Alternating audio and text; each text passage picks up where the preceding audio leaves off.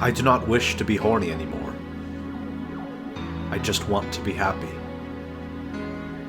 Why is horniness opposed to happiness? To grasp this misunderstanding, we have to look at exactly what sexuality means to a modern person, and why it could lead them to a disillusionment with the whole thing.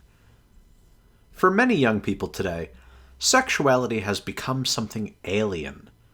While it has always started out as an unknown, gleaned through accidents and unconscious behaviors, today, sexuality is learned about through hypersexualized media, cartoons created by perverse animators, live-action shows by real abusers.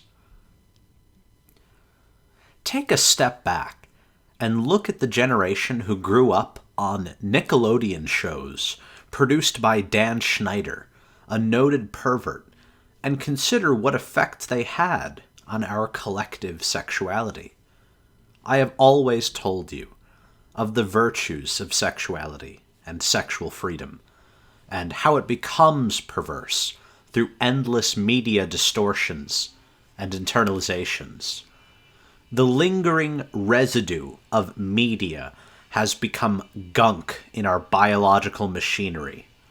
The pornography of today is more akin to the flash media we grew up with than it is to the Playboy magazine of a previous generation.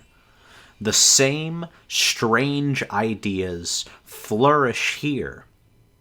And as memes show, porn websites function as social media for many users. It's more than a simple release valve for libido. It's an activity in itself. I have explained this idea that cartoons shaped mimetic desires in the past few GF videos. How, then, do we understand a mimetic lack of desire? Like many socially reactionary standpoints, this meme begins with a very clear kernel of truth. Modern sexuality has some major problems.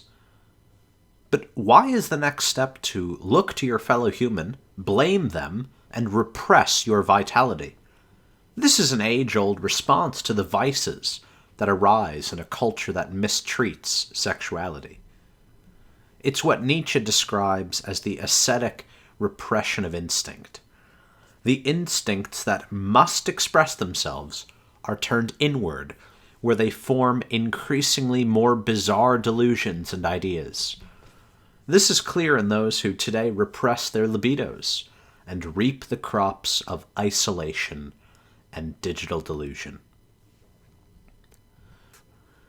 When very online guys blame women for their sexual woes, they are shooting the messenger. This meme reflects this sentiment. The idea that true happiness must overcome sexuality, when in fact, libido is the real thing. All happiness, an expression of this energy.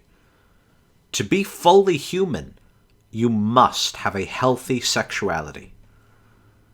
So here we are left with a sexuality twisted by media and pornography, where men and women lash out at one another as if either carried the responsibility of the other's misery. There is no happiness to be found in this. The turn toward traditional religions that promote a denial of sex is even more ridiculous. In the great little 70s song, Put the Lime in the Coconut by Harry Nilsson, a doctor tells a person with a bellyache to drink more of what gave him the bellyache. On and on, literally ad nauseum. It's the sexually repressive religions of the past that built up a perverse unconscious that is now making itself manifest in media and culture. This is not primary sexuality, but a secondary product of repression. So just repressing your instincts and becoming tradcath simply pushes you further toward deviant madness. What then? Dance. love reality.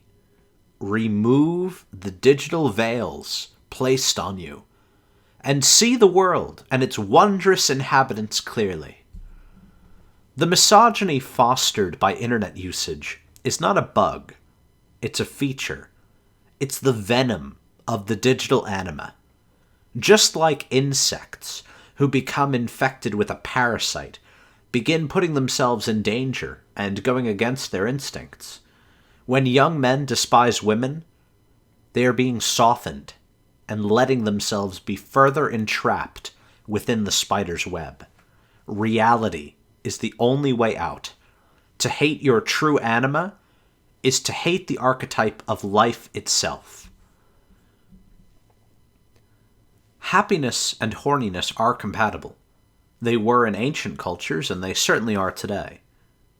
The problems lay in the cultural unconscious, which seeks to repress and harvest that lost libido for its own purposes. Churches need repressed followers to maintain devotion. Governments need Puritans to ensure the majority of libido is directed nationally. And now, the internet and the media need you to choose them over reality. Another important side point is a response to one of the most common comments that I get, which is, well, the people making these memes didn't think this at all. You're putting all this meaning into them. And I've never said that they meant it. Memes are not intentionally meaningful. Anyone can make a meme and have no idea what they're doing. What makes them meaningful is the unconscious. In nearly all of my videos, I have built my analyses upon this concept of the unconscious. And yet, it seems as if I have never really provided a solid definition of this thing. I have illustrated it through the analyses themselves, how parts of the mind that are not able to be expressed make themselves known through memes and dreams and desires. But even then, it's a very difficult concept to grasp the unconscious and to understand why you simply can't choose to not be horny. I will provide the ultimate, succinct definition of the unconscious from Friedrich Nietzsche's On the Genealogy of Morals. All instincts which are not discharged outwardly turn inwards. This is what I call the internalization of man. With it, there now evolves in man what will later be called his soul. The whole inner world, originally stretched thinly, as though between two layers of skin, was expanded and extended itself and gained depth, breadth, and height in proportion to the degree that the external discharge of man's instinct was obstructed.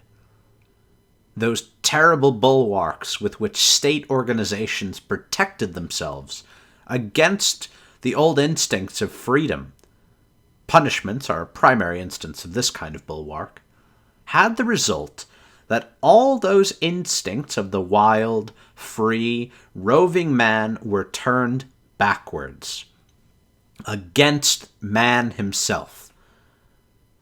Animosity, cruelty, the pleasure of pursuing, raiding, changing, and destroying, all this was pitted against the person who had such instincts.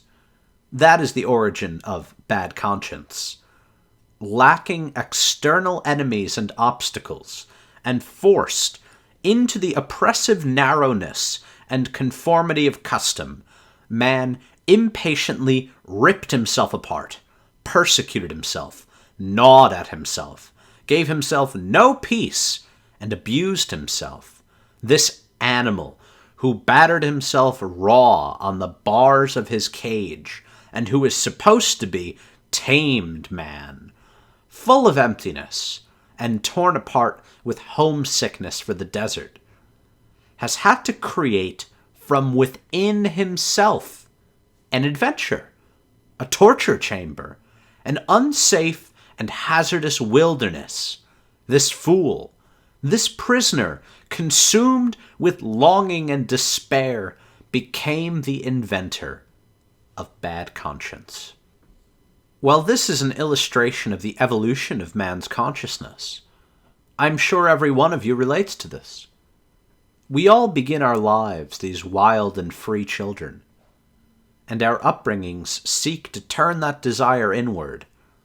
We are forced to sit still for extended periods, to content ourselves with very little of interest. And now, through media, we have lost some of the last refuges of this instinctual freedom.